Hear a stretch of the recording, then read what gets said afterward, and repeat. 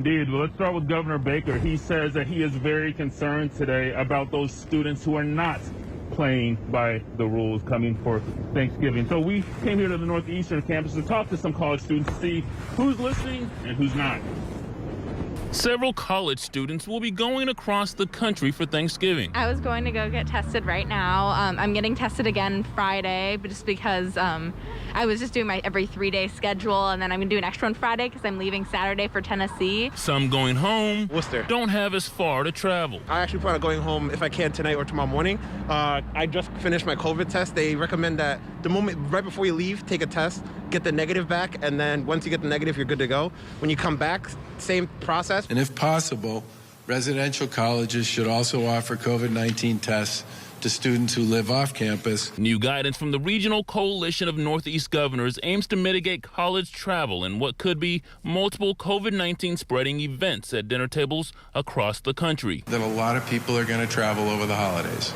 And there's not much at this point that we can do other than say we think that's not a great idea. And to urge people, if they do that, to recognize and understand that a test is not, a Kevlar vest, okay?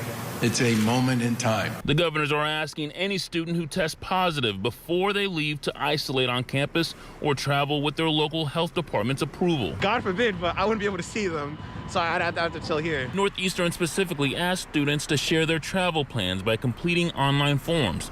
But the fear governors and contact tracers have is what if students who test positive don't tell the truth about who they've been around just to make it easier for their friends to travel. You'd be hurting yourself and other people by just not telling stuff like that.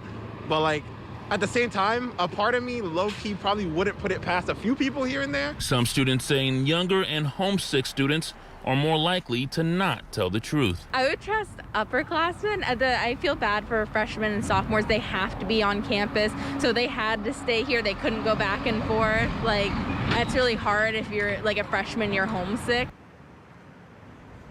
And the students I talked to say, by and large, most students will tell the truth. But as with anything, there's always going to be that select few, whether they want that home-cooked meal or maybe because they've already bought their tickets.